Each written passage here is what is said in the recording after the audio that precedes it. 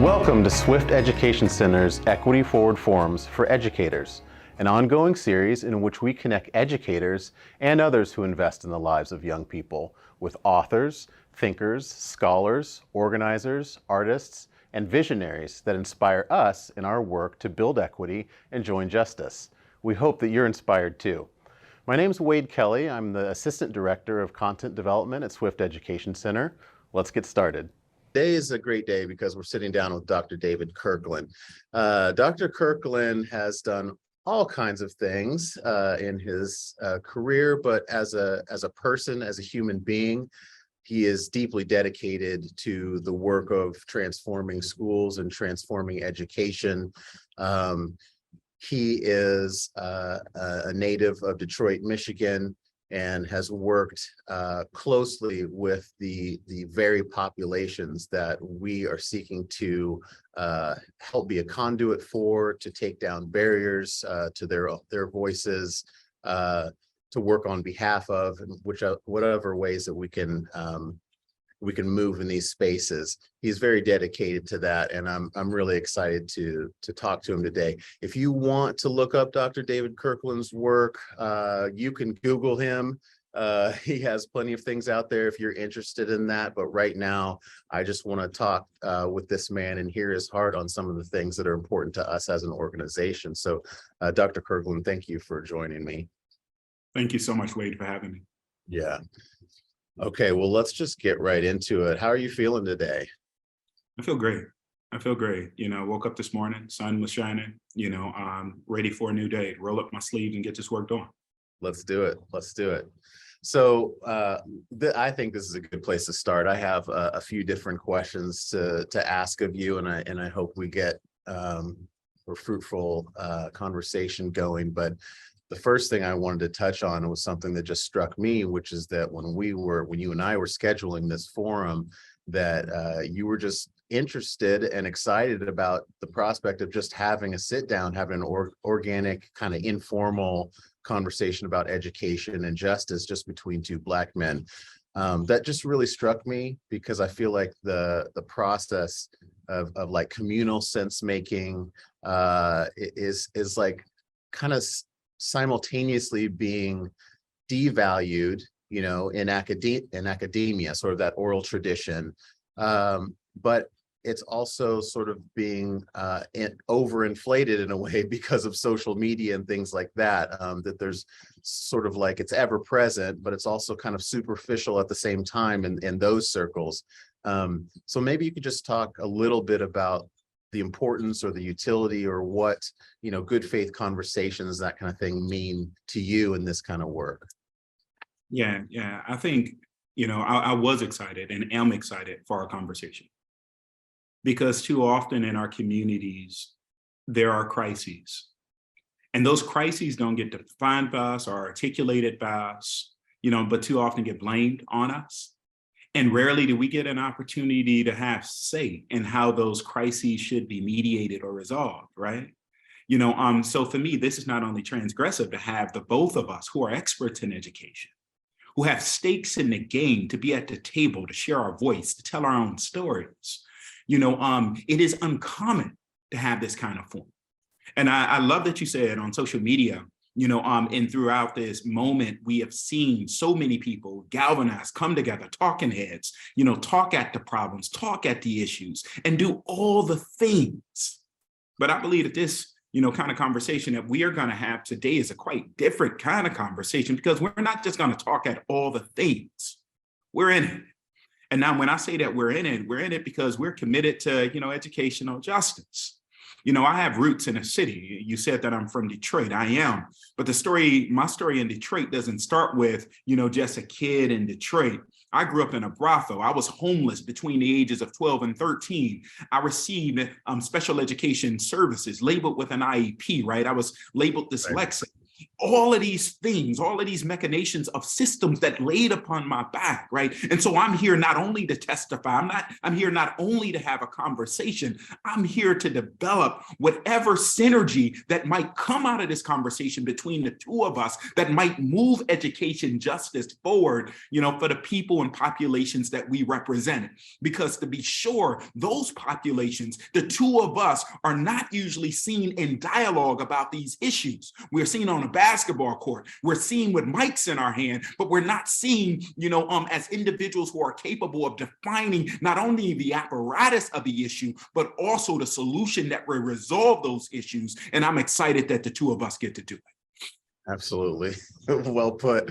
I feel the exact same way. I mean, my history is definitely one of constantly feeling on the outside within education, constantly feeling like my opinions and my perspectives didn't really matter as much, and constantly feeling like my energies were encouraged to be used in other places, which I think you alluded to. So, and then on the flip side of that, being in these spaces, often predominantly white spaces, doing this work, having these conversations, and still somehow feeling like, for whatever reason, I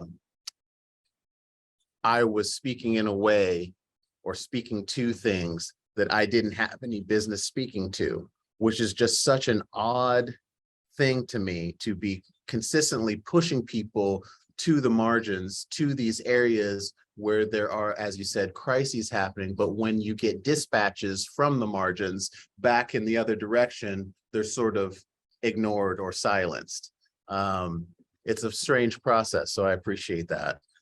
There's a lot of educators that want to promote equity within schools. They love the kiddos, they know what they need to do, but they also feel a certain form of top-down pressure that's creating a real tension. I mean, from the conversations I'm having, there's a real tension right now between educators and sort of the district and state level that are sort of that leadership, which is kind of calling the shots with the way that things are supposed to be operating within schools.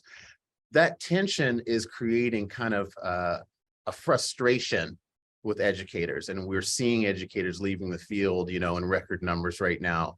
How do you validate how crucial this work is and how personal it is? And in that way, speaking directly to the fact that educators need to do a lot of personal work, they do need to do some reflection, they do need to do some of these background things to position themselves to really educate, especially Black and Brown, Indigenous, queer youth. They really need to get into a certain headspace.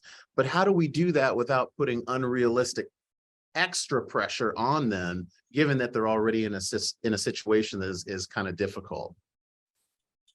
I want to affirm everything you just said, Wade, because I think everything you just said is sage, and it's part of the solution.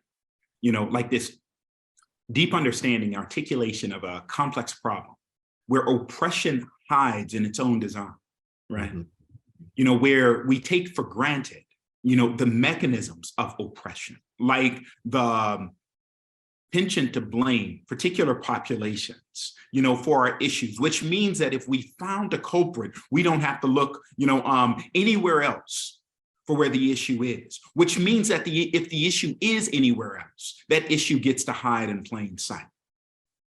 This is what we know.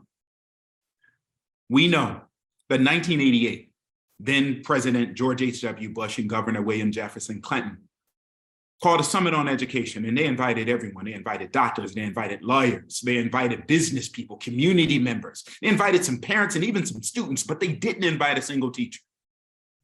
We know that if a doctor has a patient and that patient is deemed to be terminally ill and that patient dies, we don't blame the doctor. We know that if an attorney has a client who's caught on tape committing a crime and there's DNA evidence to corroborate that this client committed a crime and that client is sentenced, we don't blame the attorney. But if we have students who come from sociological conditions with burdens of oppression ladled upon their backs, and they do not do well in school, we blame those teachers. Mm-hmm. Mm-hmm. This is part of a design. Right. We work within a system that works for some and don't work for everyone. Right. And the deposit of those who are in power, right? Those who control both the means of mental and material production, those who control the levers of that system, they do not want that system to change. Not in their interest to do so. The argument here is that the system worked for us. Right. So why isn't it working for you? You're not doing what I'm doing, right? This kind of myth of meritocracy, that I've done something or I'm in some ways enlightened or better than anyone else who goes into this system, but they're not completing the story, that the system has been designed to serve the interests of some, but not the other. To be sure, our babies aren't broken, but too often the systems that we send them to are, or at least those systems don't serve the babies that we have culturally responsive and sustaining education for some individuals. Right? You can, if you're a certain individual, you can go to school and you can be affirmed. You can have your language affirmed. You can have your background affirmed. You can have your social narrative and your history affirmed. You can learn about presidents who look like you. You can learn about land ownership that caters to you. You can learn about all of these things, right? You can have instruction delivered in way with metaphors that speak to you. But that isn't the design for everybody. And so what you've articulated is this idea that we have a system in place that is working for those who are in power. And we also have a system that leaves other people vulnerable. And we have the concentration of this power or privilege and the concentration of this vulnerability that usually gets split along social lines, along lines of race and gender and language heritage and ability status and housing status, and I can go on, right? Right. And so the bigger kind of like conversation that we want to have is, how is the system working in order to reinforce itself, in order to replicate itself? Well, one mechanism that you articulated is that the system leaves us blind to what the real problem is. And if we out here chasing individuals who are cogs within that system, blaming the cog and not the mechanism itself, then we become part of that problem too. We're chasing rainbows. We're chasing the wind, like the wise man says in Ecclesiastes. And all of that becomes a distraction for the system to continue to work and redesign itself and perpetuate the kind of static and gross outcomes that we have. Mm-hmm. And as you said, and you're right, we have enlightened, transformative intellectuals. Individuals who are working in education, both at the classroom level and at other levels within the system, who want to transform that system because they see firsthand that this system has not been designed for everyone to succeed. It's been designed for the success of some people. Mm-hmm. And they succeed within the system, but not all people. And unfortunately, what we know about this ill design is that it has bias baked into it. And those biases, create outcomes that are patterned along lines of race, language, gender, and class, and all those other things that we've talked about. Right. What can those teachers and those educators and those individuals within the system do in order to be empowered? I think our conversation is a start. One is begin to name the problem. Name the ways that the issues within the system are hiding, and name the ways that as we blame teachers, we are distracted from, pointing our fingers at and pointing out what the real issues within education and beyond education are. Mm-hmm. Mm-hmm. Yeah, that's well put. And as you were talking, I was thinking, this is kind of also a larger question that I experienced when I was sort of in my activism days, which is, you have these camps of folks that want to change the system from the outside and folks that want to change the system from the inside. And the folks that want to change the system from the outside, a lot of times that's sort of a longer process and you end up dragging your feet, and a lot of people end up just sort of falling off because it's turning the Titanic. It's a really, really big and slow process that also has all kinds of other implications of, whose job is it to do that heavy lifting, to do that heavy pushing, and so on and so forth? Do we need allies who are already linked up to those power structures to do the majority of it, or do we need it to do it in another way? But then there's the other folks that are operating from within, and it's almost like it's like infiltration, it's like guerrilla warfare. Can we be on the inside of this system and be changing it from the inside out? And so, the answer, I'm not saying that I have an answer to that question, but what I'm saying is what that makes me feel like is we do need to somehow be able to be thinking systemically, but also be training and equipping the educators and teachers and staff and everybody who interacts with our babies. We need to be positioning them in a way that they can do the most good, because having heart, that's a good, it's a big step, but there needs to be other tools that can be employed so that there's not frustration and burnout. Do you think we're doing that? Do you think that we're actually preparing our educators to deal with what they're facing when they get to school? I think some of us are, to be sure. I think individuals like you and the Swift Center, as well as other kind of like organizations, across the country have made the commitment, really have dug our feet in the sand, and we've made a stance. And I think that that's important, right? Both inside and outside of schools. I know that many individuals who go into education, especially given, how difficult it is to be an educator in this moment, have dedicated themselves to something greater than themselves. And that is the young people and the babies that they share, and this larger kind of cause of social equity, through education, right? And I don't want to diminish that important work, but we're talking about Sisyphus.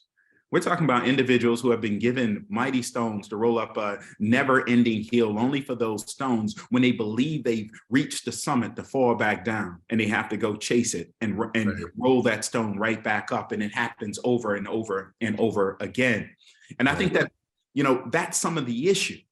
So the answer, to your question is, your articulation, we need a both and, Yeah. but I also think we need a neither nor. Oh, yeah, There's a question. Yeah, there's a question about the extent to which we can authentically work within a system of our destruction to change it. It's been my, kind of like contention with, some of the arguments of people like Lisa Delpit. In 1988, Lisa Delpit writes this article for the Harvard Ed Review called The Silence Dialogue, where she articulates this thing that she calls the codes of power. And then she goes on to say that they exist. Some people benefit from them and some people don't. And we need to directly teach, directly instruct individuals who do not benefit from the codes of power, those codes of power, so that they can infiltrate the system.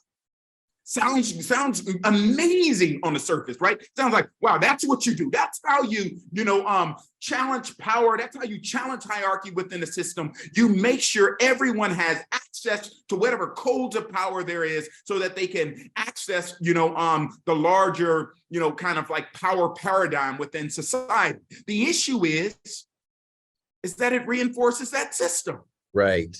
What does it mean? For me to teach you to reinforce a system that creates oppression by its design? Right. What does it mean? Right. The only solution in that situation isn't to get more people into a bankrupt or corrupt system, to work within that system, to make it as successful individuals within that system. The only solution is to tear that system down, right? That's Bettina Love's notion of abolition, right? Abolish that system. But we can't stop there, because we know that abolition is not enough. Right. We have to create something other than that system for those of us, who still exist. Buckminster Fuller said that if you want to change something, you don't change the existing reality. You create an alternative reality that makes the existing reality or the existing system obsolete.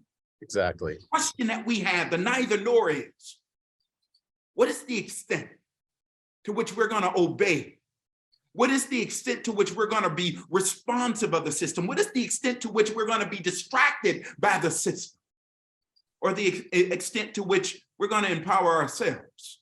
Right. Create our own systems and mechanisms and paradigms and programs of science and sociology and psychology that works for us.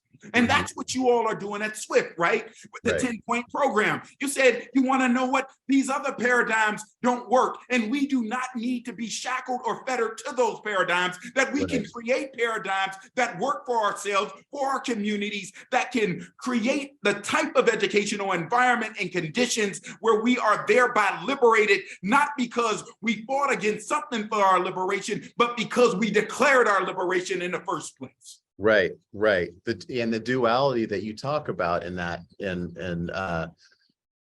that duality that you were just alluding to is the exact environment that we were sitting in while trying to develop the 10-point paradigm, because we were wrestling initially just in a very simple way with this idea of inclusion.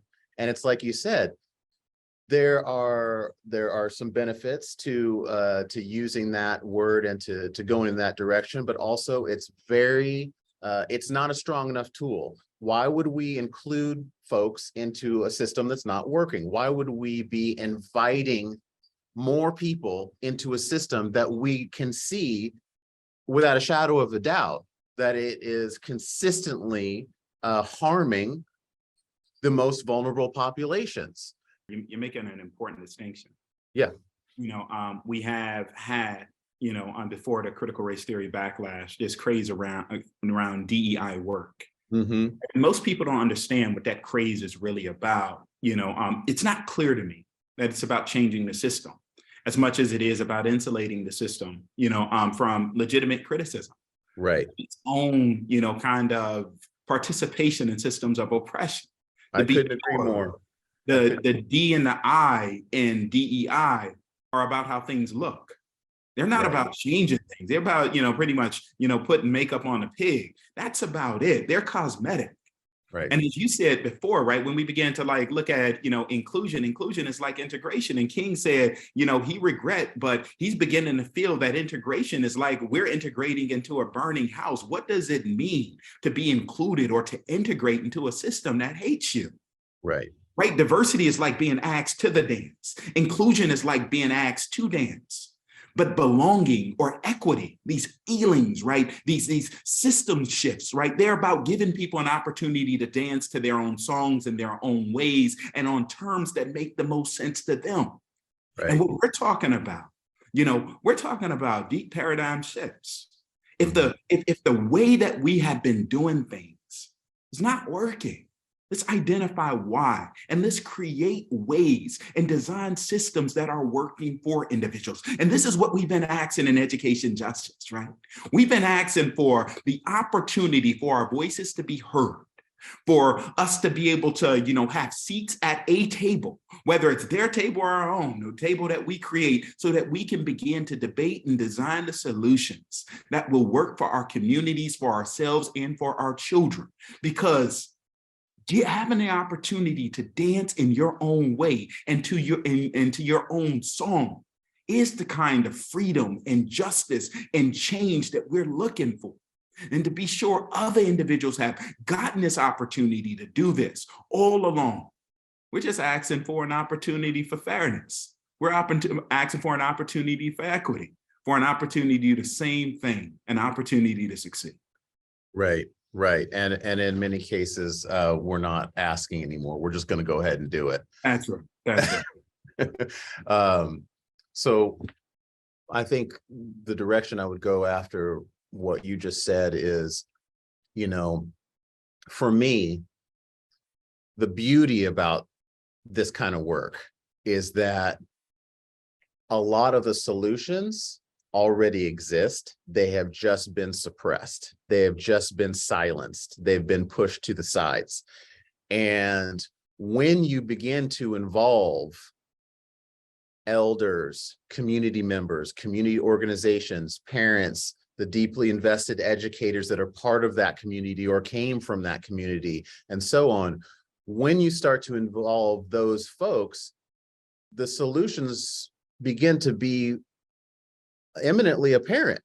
because they're deeply rooted in those cultures and in those demographics. There are voices from those demographics speaking to the changes that need to happen. And so what you said about DEI work just hit the nail on the head, because it's the E in the middle that has to do with power. And the power is the issue. That is the issue. We need to make sure that the folks who are being affected by inequitable systems have the power to change those systems in a way that work best for them. And so maybe you could speak to community a little bit. Could you talk about how you see the role of community in this work of transforming education? Well, we can think about community as a thing. We can also think about community as a zeitgeist, as a theory of reality, as a thought paradigm. And I love the way you talk about, theory, as a thought paradigm. And the thought paradigm here, is consistent with, indigenous thought and, African diasporic thought, right? There's an African philosophy or principle that says, if you want to go fast, go alone, but if you want to go far, go together. This idea that community instantiates like this gravity of longevity, that we can move farther together. There's also this idea, around community, is that there are solutions in the collective, right? The closest to the problem are the closest to the solution, as you've already acknowledged. There's something about community that instantiates an expansive idea of democracy, not just democracy in terms of representation, but democracy in terms of I have the power, as you said, in order to, resolve the issues, that are most pertinent to me, that those who are most implicated by decisions that get made should be part and parcel of the decision-making process. Community, the theory of community here, right? The philosophy that community gives us, it suggests a participatory, collaborative, type of understanding about how things get done. Right. This is radically different than the types of thought paradigms that we currently exist under. The regimes that we exist under aren't collective. They're hierarchical. They're not, center a circle, but they center a vertical line that usually starts from the top and goes down. And what you're saying with community is that we have to begin to look at the situation of education, not just in the defining of problems or the ushering in of a common language or vocabulary, but also the reality of the solutions that we arrive at. It's not about destination. That it's about the journey. The one that we go on together, because we understand on that journey that we go on together, it ain't about where we get. It's about how far we will go and can go, the possibility. And so what I'll say about community is let's begin to dislodge, right, the kind of theory that informs our actions, that reinforce the current status quo, the current reality. And let's embrace like this kind of community ethic. Community as a theory of, reality, where kinship ties and kinship relationships and some of these other kind of stirrings of philosophy that come from places where, kind of hierarchical injustices have been already interrupted. And let's latch ourselves onto that kind of thinking and see where that thinking takes us. If we're talking about this sort of shared reality that we're all experiencing right now, and we're talking about whose voices need to be included, and actually we're talking about the fact that power needs to be rooted in the communities and demographics that are most affected by its machinations. So that immediately makes me want to start talking about the nature or rather the origins of power and how they're expressed in this system, and how deeply those origins are connected to truth making, sense making.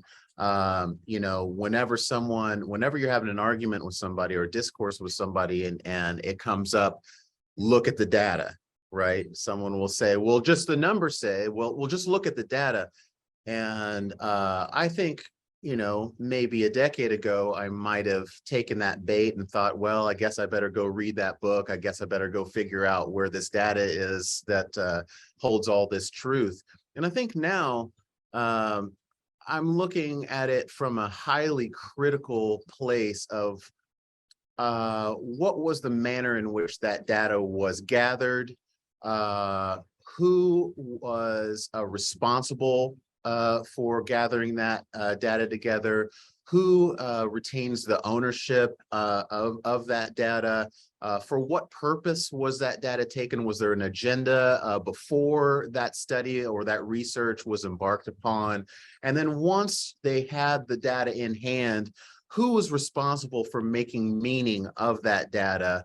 And then subsequently, policies, regulation, laws, all the things that come after research and studies are done.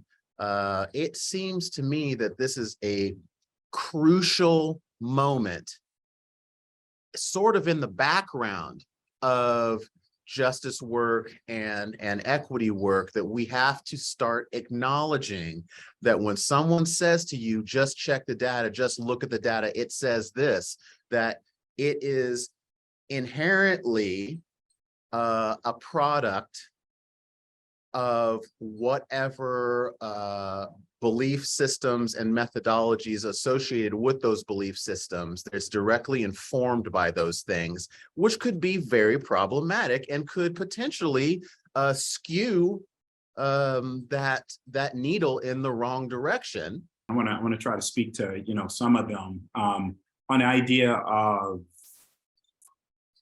data, and the genuflection to this kind of word called data, to shut down conversations, has been a mechanism of oppression, right? To keep people from speaking, to utilize a kind of objective, and I use that word in quotes, bludgeon, to silence individuals. Any mechanism of silencing is by virtue of definition oppressive.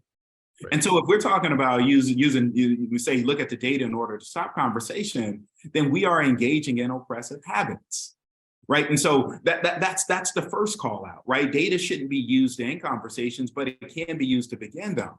And you ask all the other, questions around it, right? Like, what about this data? How did it get collected? What does it mean? What story, what multiple stories, not single stories that it tells, right? Chimamanda Adichie tells us that the danger of the single story is not that it's inaccurate, but that it's incomplete. Right. Are there ways to complete the narrative? Right. Of the data, if the data tells us anything, if there is data that is, comfortably rich. And then there's the question of the use of data. One thing that we know, that the use of data is in and of itself a system of power. Right. That data isn't politically innocent or politically neutral, and that the individuals who use the data aren't politically innocent or politically, neutral. Right. How data gets used is important, right? Data has been used to tell Black people that we are inferior for years, to tell us that we're not attractive, to tell us that, we're not intellectual, to tell us that, we're all of these kind of other things. But when we begin to, kind of like you said, press down and interrogate that narrative, it doesn't hold. No. And that we understand that the individuals who are using, these kind of systems of evidence are positioned in that system of evidence in order to lead to an outcome that benefits them. Right. That the kind of data conversation that we're having, if it ends the conversation, that we're playing party to, a potentially, not potentially, but a definitely, oppressive reality that we've been subject to. That's the issue, right? But you also talk about power. And I'm going to talk about power with prepositions. That use of data is one form of power. And it's the most negative form of power that we see, and that's power over, the kind of oppressive power that we've been talking about. But power in and of itself is not wrong, nor is power in and of itself bad, right? I talk about power with prepositions, right? Power over, right? This over preposition is definitely a negative oppressive stance or stain on power. Right. There's also power with. collective power, what we were talking about with community, the type of power that we gain, right, in coalition, right, in, co-conspiratorship, to use Bettina Love's language, right, with other people. And there's also power within, empowerment. And these kinds of power are the types of power that we need to point to and that we need to, aim for, because that kind of power interrupts the kind of power over that a negative, oppressive use of evidence have been lorded over us. You also talk about this idea, and I think it's a really important relative idea when it comes to, the question and the conversation of data. Like, the tyranny of information to make decisions come from a particular paradigm. Right. There are other ways to make decisions. Right. Other than saying that, hey, we have this Western scientific white supremacist apparatus that must lord over our lives. That is, consistently right. I'm not saying throw that out. Use it as a resource with a critical lens that account for, the politics of race and other forms of intersectional oppression. Leave it in there, but also count for the various ways that other individuals have made decisions. Made decisions based on collective wisdom, community knowledge, our ancestral wisdom and knowledge. Made decisions based on this thing that we call feeling, because our feelings become a form of intelligence that gets discounted within this Western objective reality. Let the three sit together and let communities come together and debate about what's best for that community. Not be lorded over by something that has been useful and utilized, for the subjugation of entire groups of people.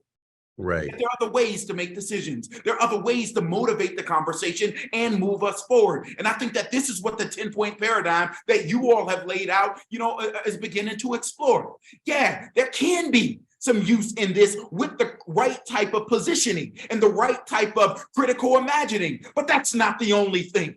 And it may not be the best thing. Right. It oftentimes is not the best thing. And I feel like I'm glad that you alluded to the paradigm, because that is it's right at the front of my thinking right now, and for so many different reasons. And every time I have a conversation with somebody where we talk about the points and we talk about this paradigm, it comes from a different angle, their different lived experiences, their different, angle on how change should happen. But what it really almost always ends up coming down to is the fact that we are existing now within a system that came out of settler colonial roots.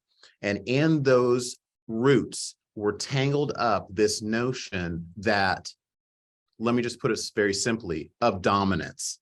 And so we're constantly looking at the ghosts of that sort of might makes right idea. We see it in the way that we treat each other. We see it in the way that we treat our the environment. We see it in all kinds of, it bubbles up in all kinds of ways. But essentially what we're talking about is this feeling of our rightness is directly correlated to that which we exert power over. Yes.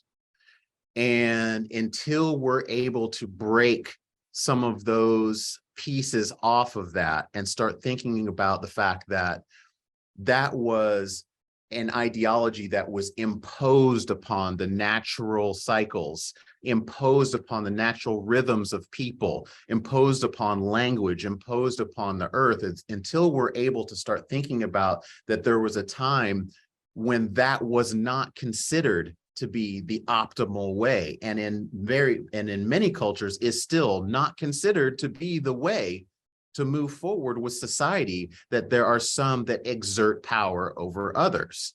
And for whatever reason, it's difficult for people to see that underlying current in so many of our systems, that might makes right, the exertion of power, the as you mentioned, the power over. It's deeply, deeply embedded in our social systems in this country. We believe through the politicization, obviously, of many of these ideas, we believe that to believe something other than that is somehow against our country or against our thoughts or ideas or dreams or hopes or whatever it is. It's presented to us in a way that if we're doing something other than exerting power, that we are somehow trying to turn our government into a communist system that is, taking advantage of people in different ways, whatever. So I really appreciate that you're willing to engage in some of this, like, this is like bedrock level stuff that we have to get to and start looking at if we're really going to find the solutions to these. And that thinking is what's embedded in our 10-point paradigm and the work that we're doing with that. We're really trying to roll the clock back and start at base one and work from there. The thing I love about the 10-point paradigm is that it sheds itself from the shadow of white supremacy. It doesn't start from the basis of responding to white supremacy and other types of oppressive paradigms. Usually inside of educational thought, the thing that compromises some of the best kind of social justice ideas, educational justice ideas, in our field, that work toward, a kind of liberatory, equitable, condition making or condition setting outcome. The thing that limits them is that they are constantly responding to what, the oppression. They're constantly responding to white supremacy in a sense that they are distracted by white supremacy. They make the narrative not about, the individuals that need the support, the individuals that need their stories told. The individuals that need their stories told, by responding to white supremacy becomes about white supremacy. Right.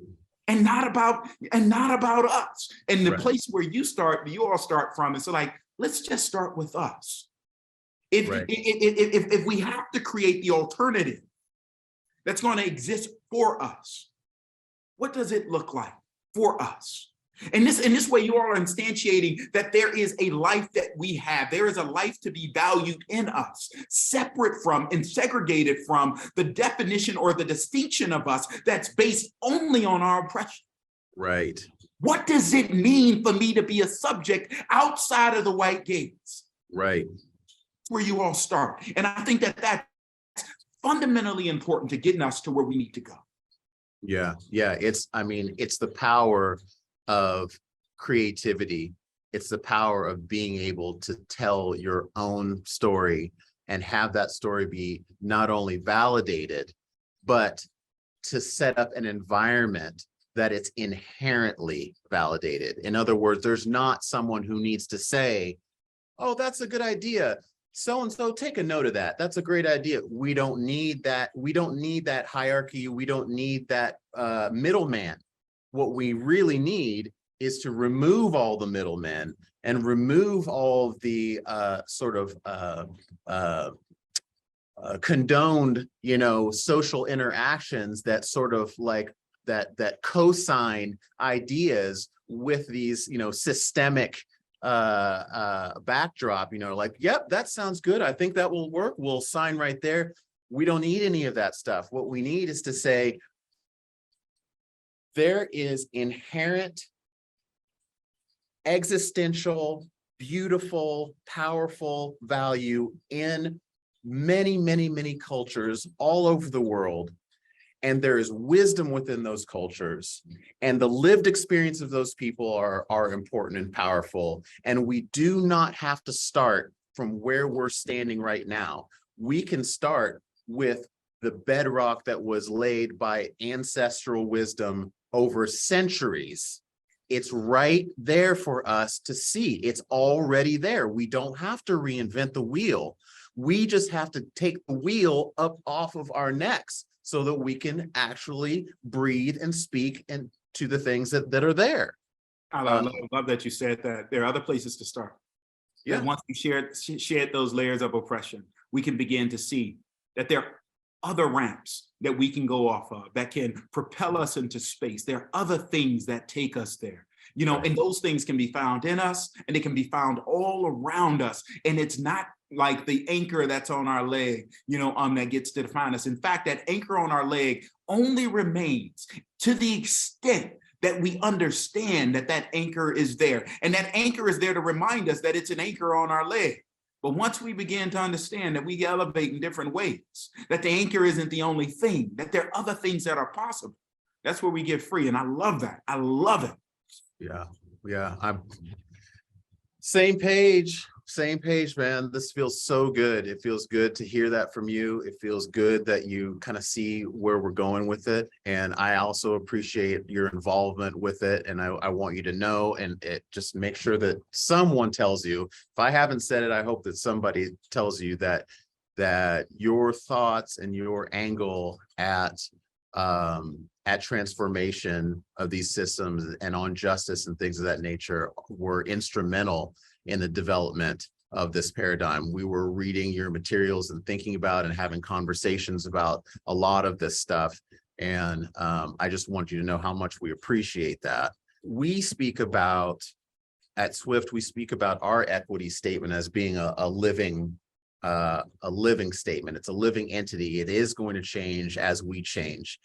And I also feel like justice is that way too, that it's not a thing that you're going towards. It's a living thing that is responsive to our lived experience. It's responsive to what we're going through.